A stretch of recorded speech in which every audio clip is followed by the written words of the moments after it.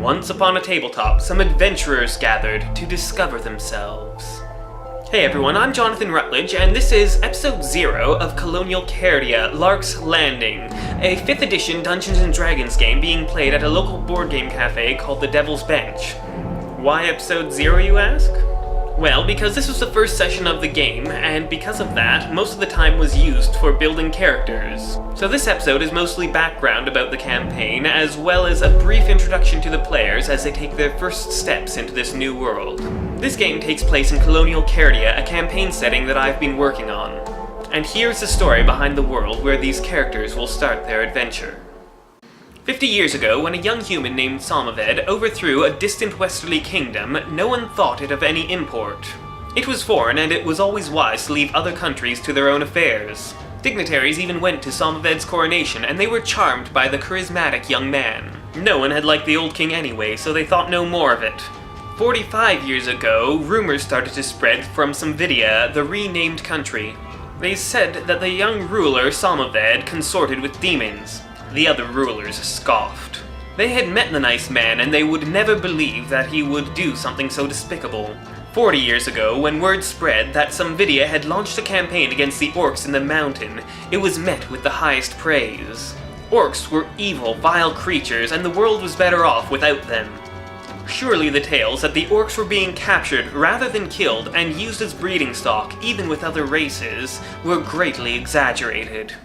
35 years ago, Samvidia took over the neighboring Dragonborn country and dubbed themselves the Samvidian Empire. A few heads turned. Still, for most, it was a long way away, and that country had always been a bit xenophobic and inhospitable. It was no great concern. 20 years ago, when a massive horde marched from the Samvidian Empire, it was already too late.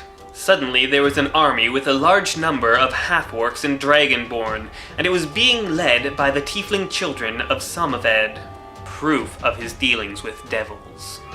Nations fell before the army, being absorbed into the Samvidian Empire. The farthest countries on the eastern side of the continent banded together, but even their combined forces could do little to hold back the evil tide. Now, after 20 years, the fighting is almost over. Even the boldest hero knows that if they stand and fight, they will either fall or be forced to join the evil horde. The war has become a rout, with everyone fleeing until the eastern coast prevents them from going any farther. There they await their fate.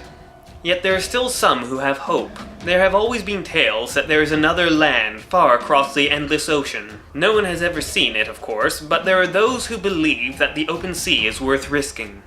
The other option is sitting on a beach awaiting the Samvidian Empire.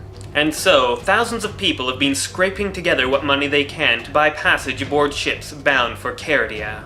They have no idea if they'll get there, if it even exists, or what they'll do if they do get there. But the other options are death or slavery. What do they have to lose?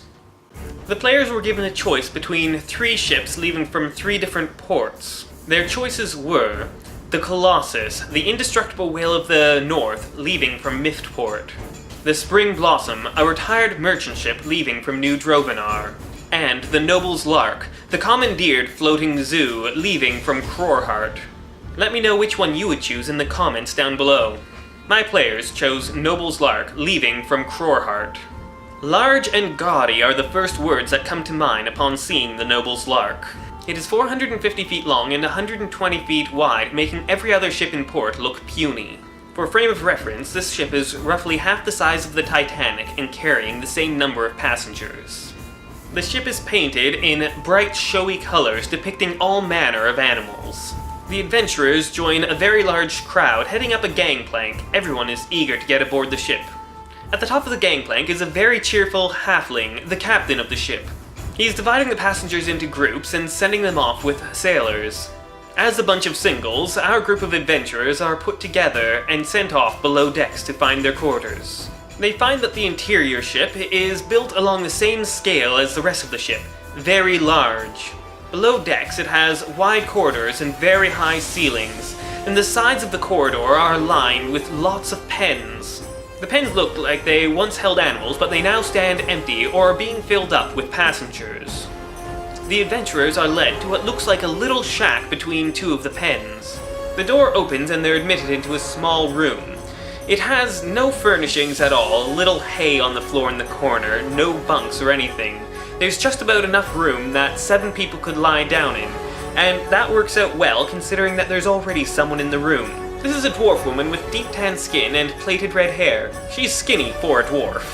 When the door opens, she says, "Oh, who's this then?" And the adventurers say, "I guess we're your new roommates."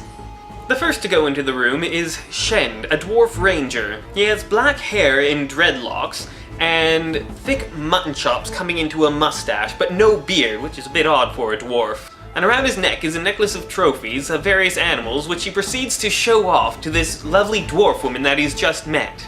At first she's a bit hesitant of his charm, saying, "I know your type, don't try that sort of thing on me." But she does eventually introduce herself as Deltria and listens to Shen's boasts about being a clan chief.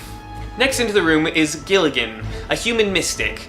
He's tanned with long curly hair, is wearing robes with very large sleeves and a big backpack. He asks Deltria if she knows anything about food or if there are going to be any beds provided for them. Deltria replies, "Oh, I think they're in a bit of a hurry. This is all that they provided. They did say something about food, but I don't know what's going on with that exactly." When she offered to go and find out, Gilligan said that was okay, he could find out for himself later. Next comes Stor, a goblin monk. He stands about 3'9", is bald, has a crooked nose, and a bite out of his left ear. Deltria was startled at seeing a goblin on the ship. These are evil creatures, usually viewed as pests. Stor quickly explains that he was raised by a human and a half-elf, and he's not like those other goblins.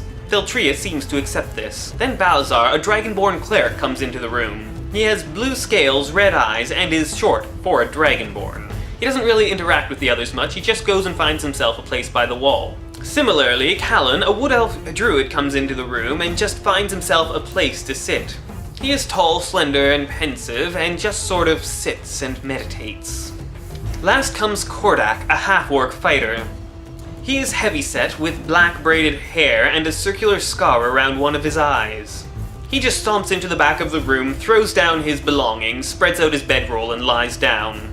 At which point Stor says, "What's a half-orc doing on the ship?" Which Kordak thought was a bit rich coming from a goblin. Curious to know more about their living situation and the ship, Gilligan goes to explore. But before he leaves, he takes his pet cat Pablo out of his bag and leaves it to guard his belongings. Callan follows him out of the room.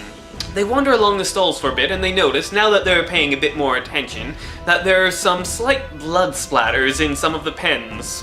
Gilligan investigates one of these pens, wondering if there were tigers or something of that sort kept here. He discovers that this pen actually once held giraffes, not known for eating meat.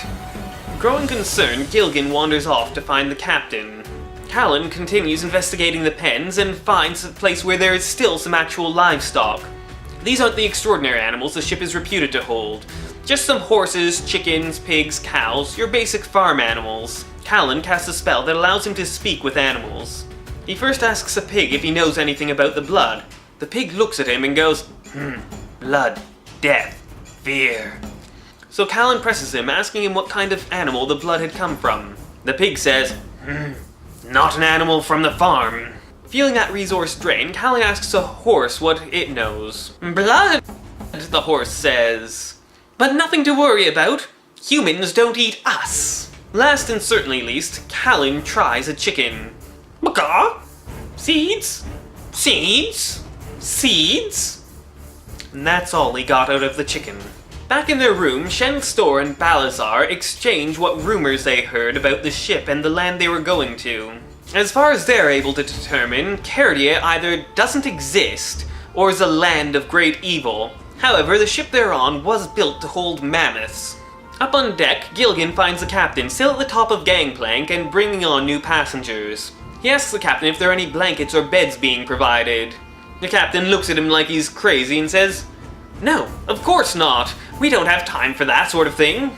So Gilligan decides to take matters into his own hands. Flying off into town, he steals as many blankets and pillows as he can and brings them back to the ship. And that is where the first session ends, with the adventurers wondering, did we choose the wrong ship? Thanks for watching. If you enjoyed the show, please like and subscribe. And hey, let me know what you think down in the comments. I'm new at this and I'm always looking to improve. If you want to support the channel, I'm going to try to get a donation link going. Money from that will go towards improving the channel by helping me get equipment that's not borrowed, for one thing. And it will also go towards feeding me. Or of course, you could pop by my website and buy some handmade chainmail from me. That's it for today. Tune in later to find out what happens next, once upon a tabletop.